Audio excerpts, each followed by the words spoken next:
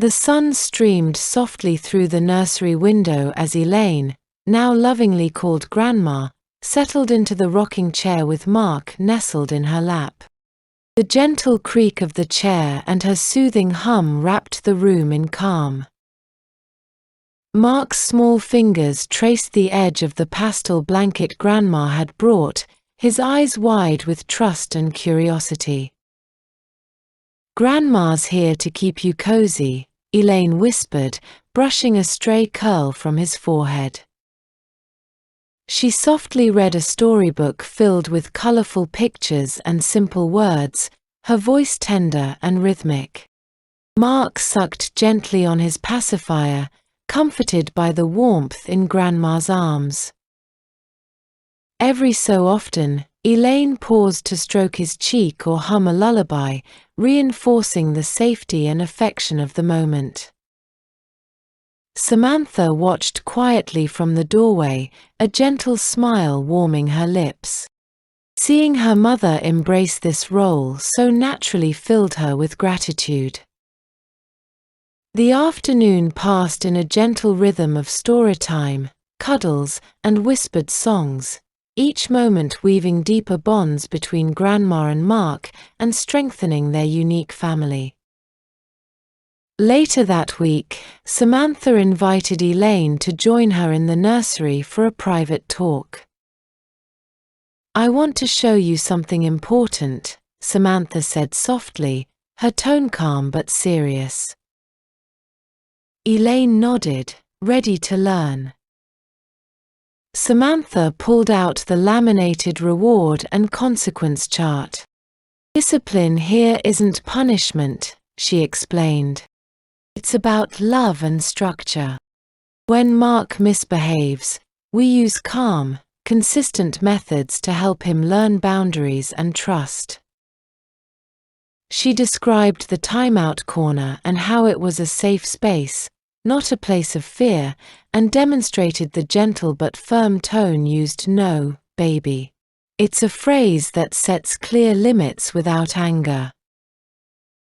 Elaine listened intently.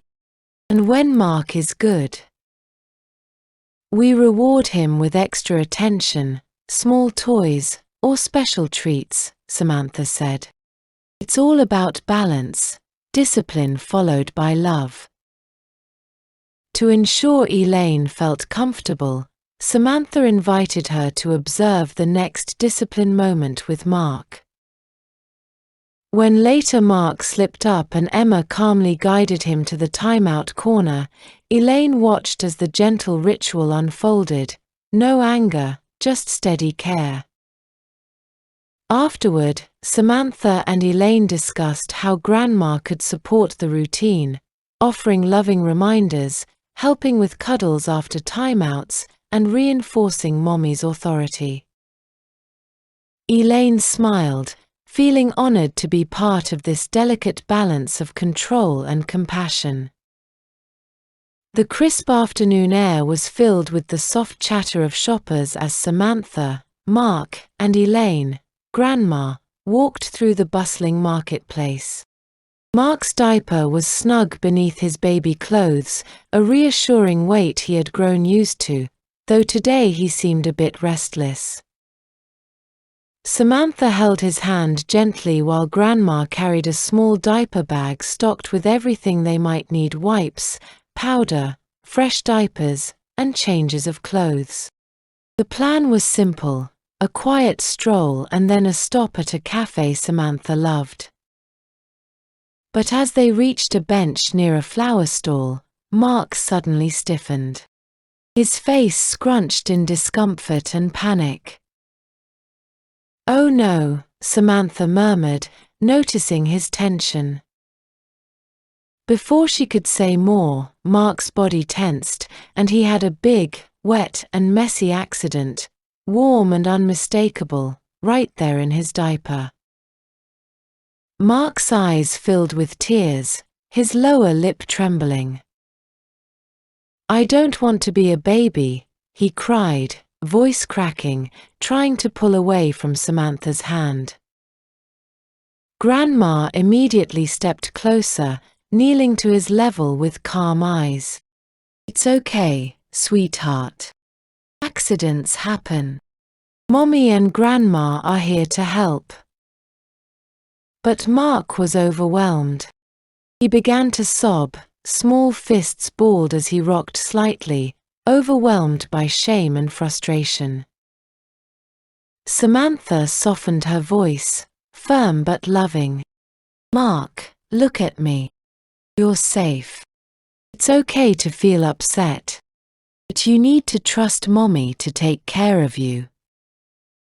Grandma gently rubbed his back. "We'll get you cleaned up, and then you'll feel much better." Mark's breathing was uneven, tears spilling freely, but the steady warmth of Samantha and Grandma helped anchor him.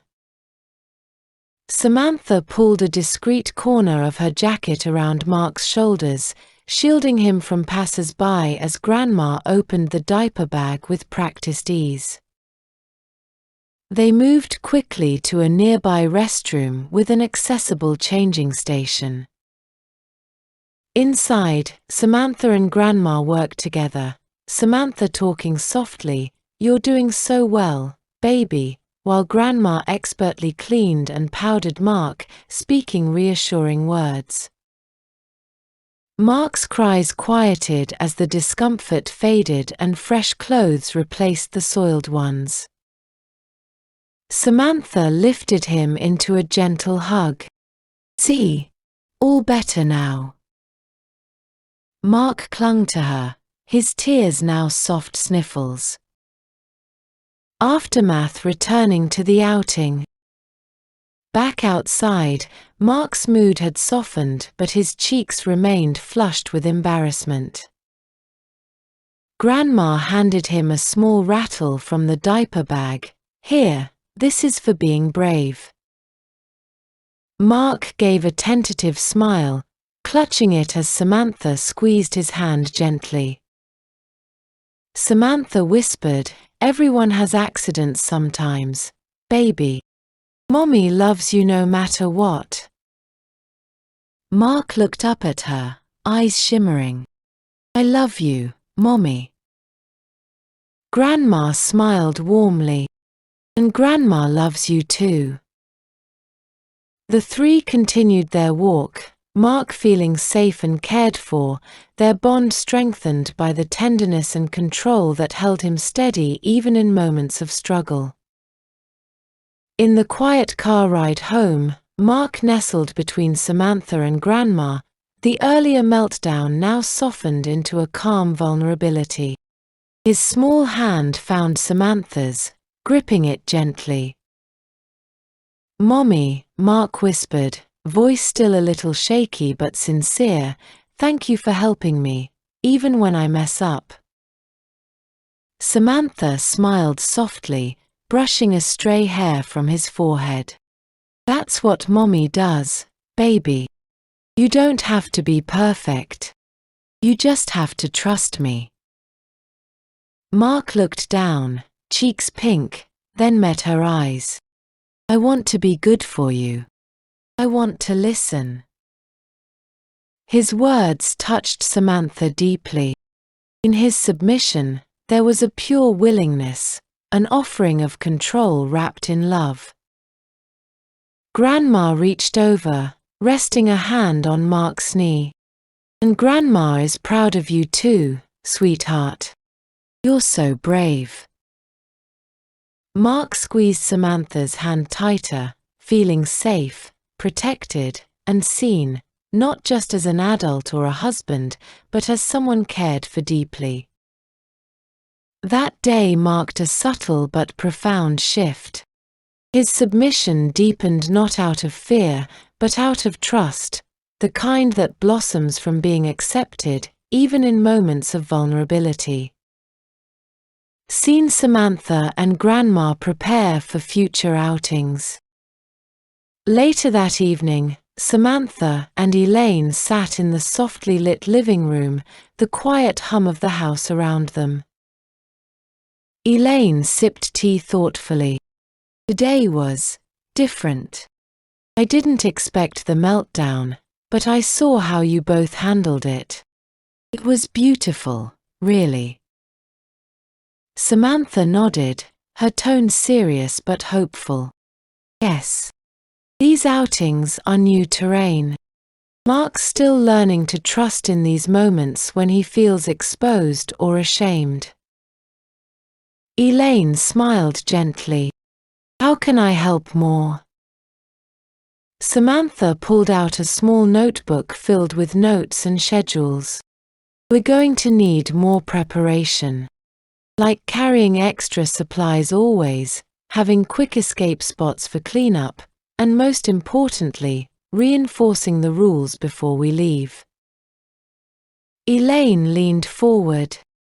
"And reminders for Mark about how proud Mommy and Grandma are when he follows them." "Exactly," Samantha said. "Positive reinforcement is key. Also, we want to keep outings short at first and avoid crowded places until Mark feels more secure." Elaine nodded. "I want to be the calm anchor for him when things get tough." "You are," Samantha smiled warmly. "Grandma's steady presence helps Mark feel safe outside the house, just like inside." They shared a quiet moment, both understanding the tender balance of control, care, and trust they were building together. Samantha stood at the nursery doorway one quiet morning, watching Mark sleeping peacefully in his crib. His pacifier rose and fell with each breath, his mittened hands resting near his face. The mobile above him turned slowly, casting soft shapes on the walls. The morning sun filtered through pale curtains. And for the first time, the question that had been building in her mind became a clear, solid answer. It was time. No more part-time. No more transitions. No more baby only on weekends. Mark needed stability, predictability, a nurturing, structured world where he was always seen, known, and protected, not just some of the time. Samantha sat in her study later that morning, flipping through her planner and the latest reward charts. Notes from Grandma and Emma the babysitter filled the margins. Frequent accidents during transitions. More emotionally secure during longer baby days. Improved behavior with consistent maternal presence. Every marker pointed to one truth: Mark was thriving in his babyhood. It wasn't regression. It wasn't weakness. It was a return, an unraveling of hardened adulthood to reveal the trusting, soft-hearted boy beneath. And now, she would make it permanent. That evening, Mark sat in his high chair, a bib clipped around his neck, cheeks rosy from dinner. Samantha knelt beside him, stroking his arm. "Baby," she began gently, "Mommy needs to talk to you about something very important." Mark blinked, pacifier bobbing slightly as he looked down. Samantha took his hand. "I've seen how much happier, calmer, and safer you are when you're kept in your special place, when you don't have to pretend to be grown up." He shifted slightly in the chair. "I've made a decision, sweetheart," she continued. "From now on, you're going to stay home full-time. No more outside grown-up responsibilities. Mommy, Grandma, and Emma will take care of everything. Your job is just to be my good baby, always." Mark's eyes widened, uncertainty flickering behind them. "But, always?" His voice was barely a whisper. "Yes, always," she said, firm and soft at once. He looked down. But what if I mess up? You will, Samantha smiled. And Mommy will be there every single time. That's what love looks like. There was a long silence, his body tense with the weight of surrender. Then finally, he whispered, "Yes, Mommy." Samantha rose and pressed a kiss to his forehead. Good boy.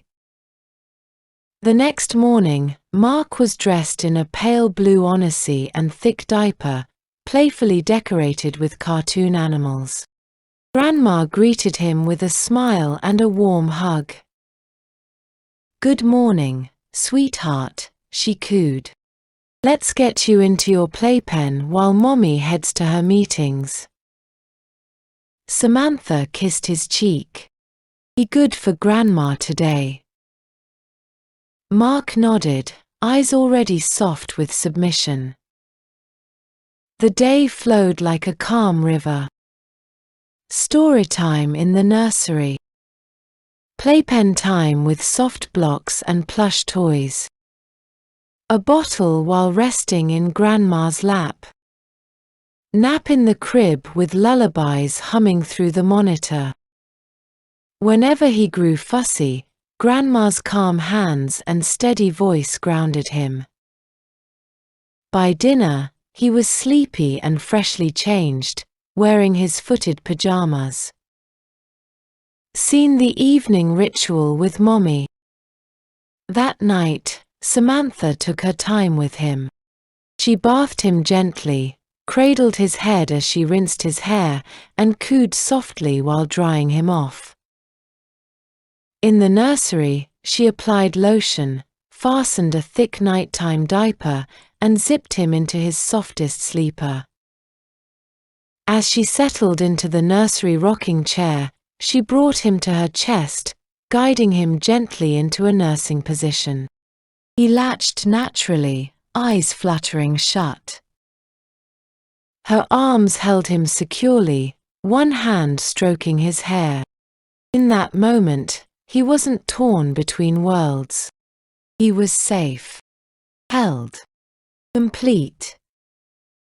You did so well today, she whispered. This is your life now, baby. Mommy's going to take care of everything. A slow, contented sigh left his lips. When he finished, she laid him in the crib, tucking the blanket around him and slipping his pacifier into place. He looked up at her sleepily. Night-night, Mommy.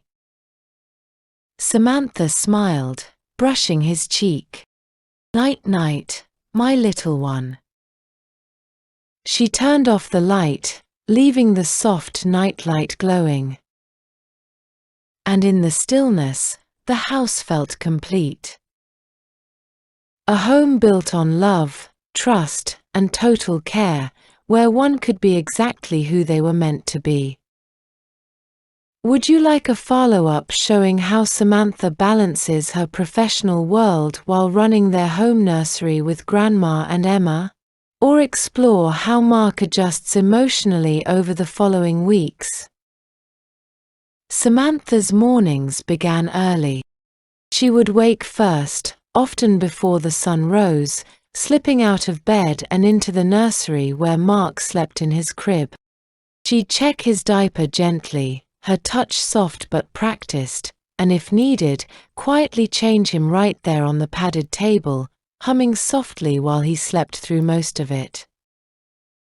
Once he was clean and snug in a fresh diaper, she'd lean over the crib and whisper, "Mommy will be back soon, baby. Be good for Grandma."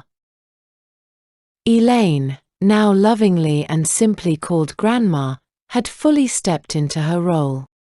With warmth and ease, she managed the daytime care routine: bottles, playtime, naps, diaper changes, and comforting.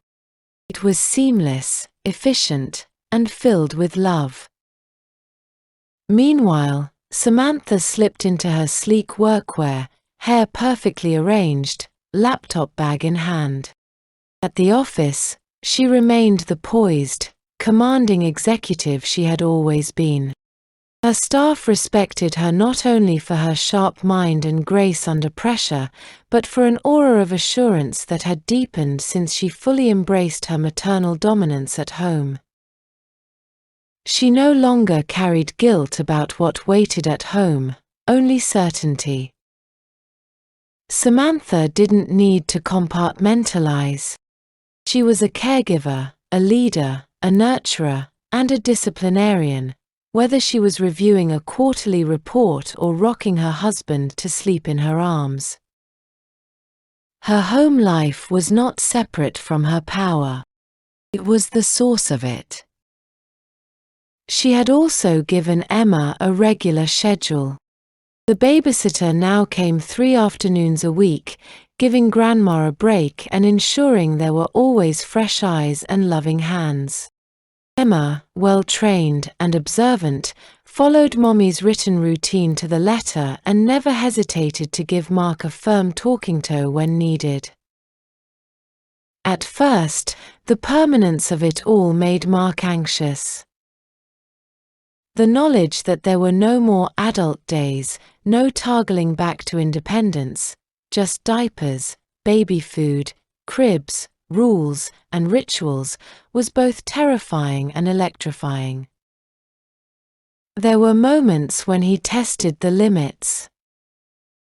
He fussed at Grandma about wanting real food or sulked when Emma made him stay in his playpen longer than usual. He tried, once, to refuse his bedtime bottle. But resistance only brought structure. Not harshness, never cruelty. Instead, consistency. Emma would calmly show him his sticker chart and point to the consequence row. No bottle means no lullaby tonight, baby. And Grandma already made a special one.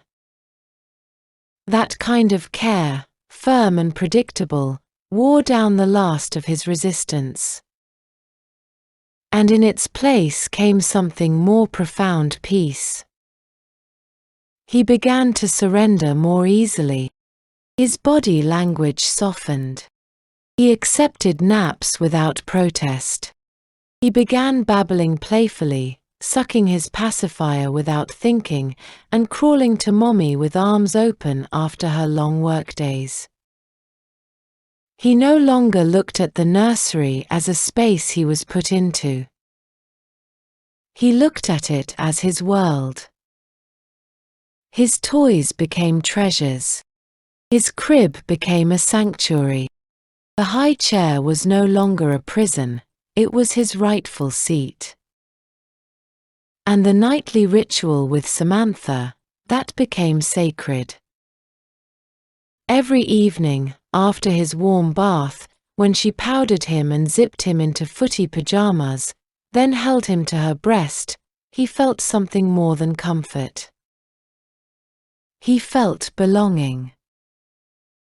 After a particularly quiet and affectionate feeding session, Mark looked up at Samantha from her lap, pacifier in place, and mumbled around it.